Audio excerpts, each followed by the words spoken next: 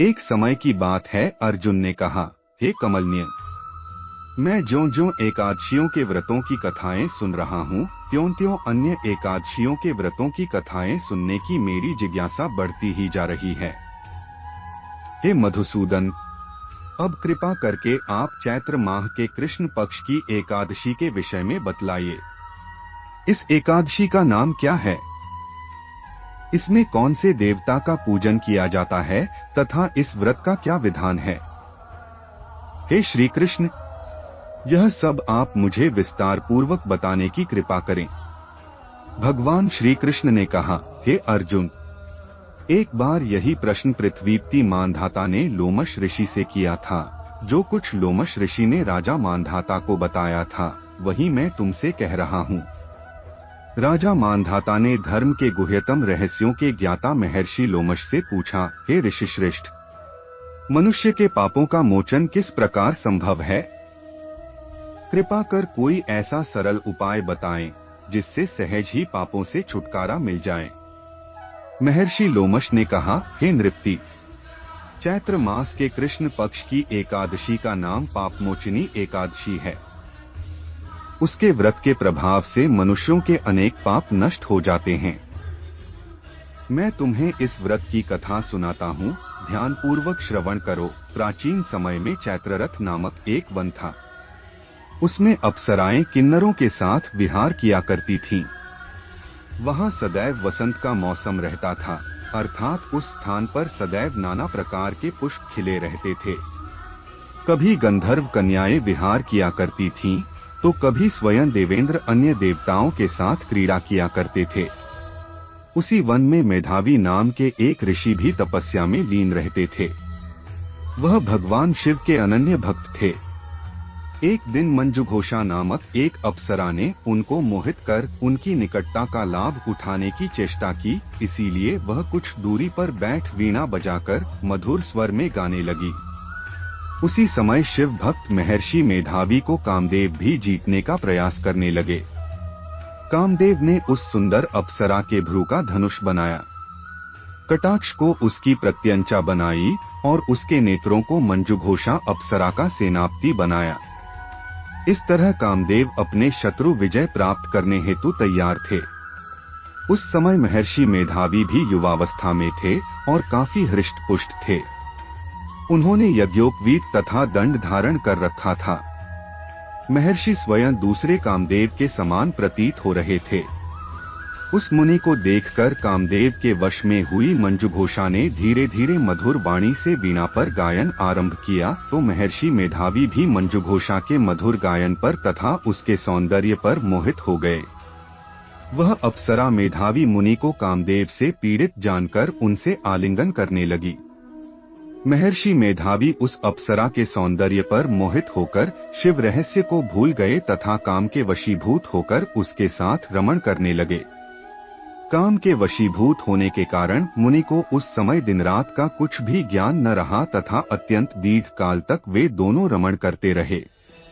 तदुपरांत मंजुघोषा उस मुनि से बोली, हे ऋषिवर, अब मुझे बहुत समय हो गया है, आत्म स्वर्ग जाने की आज्ञा दीजिए। अप्सरा की बात सुनकर ऋषि ने कहा, हे मोहिनी, संध्या को तो आई हो, थोड़े समय ठहरो, प्रातःकाल होने पर चली जाना। ऋषि के ऐसे वचनों को सुनकर अप्सरा उनके साथ रमण करने लगी।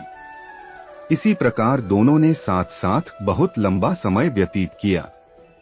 मंजुघोषा ने एक दिन ऋषि से कहा, हे विप्र, अब आप मुझे स्वर्ग जाने की आज्ञा दीजिए।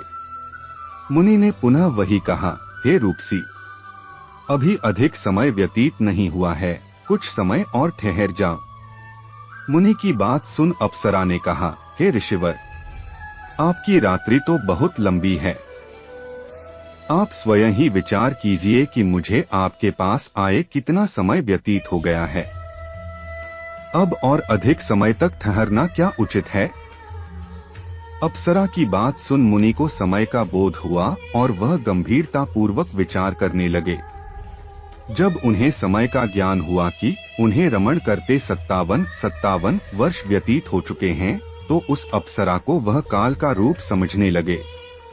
इतना अधिक समय भोगविलास में व्यर्थ चला जाने पर उन्हें बड़ा क्रोध आया।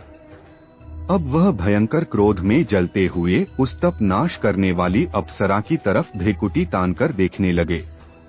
क्रोध से उनके अधर कंपित होने लगे तथा इंद्रियां अनियंत्रित होने लगीं। क्रोध से थरथराते स्वर में मुनि ने उस अप्सरा से कहा, मेरे तप को नष्ट करने वाली दुष्टा, तू महापापिन और बहुत ही दुराचारिणी है, तुझ पर धिक्कार है। तत्क्षण तू मेरे श्राप से पिशाचिनी बन जा। मुनि के क्रोधयुक्त श्राप से वह अप्सरा पिशाचिनी बन गई। यह देख वह व्यथित होकर बोली, हे ऋषिवर, अब मुझ पर क्रोध त्याग कर प्रसन्न होइए और कृपा करके बताइए कि इस श्राप का निवारण किस प्रकार होगा।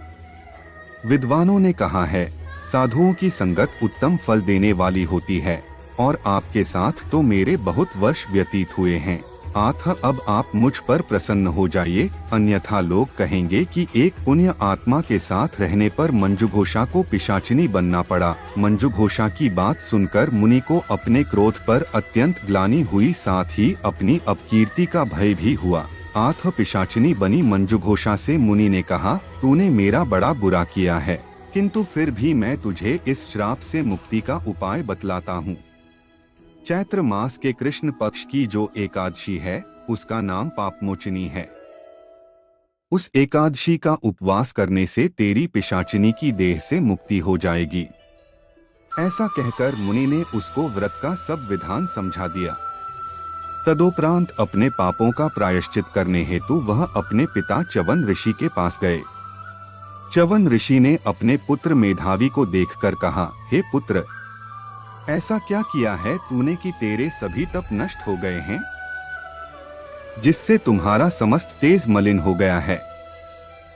मेधावी मुनि ने लज्जा से अपना सिर झुकाकर कहा, पिताश्री, मैंने एक अप्सरा से रमण करके बहुत बड़ा पाप किया है।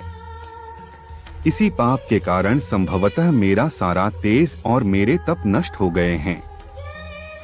कृपा करके आप इस पाप से छूटने का उपाय बतलाइए। ऋषि ने कहा, हे पुत्र, तुम चैत्र माह के कृष्ण पक्ष की पापमोचनी एकादशी का विधि तथा भक्तिपूर्वक उपवास करो, इससे तुम्हारे सभी पाप नष्ट हो जाएंगे।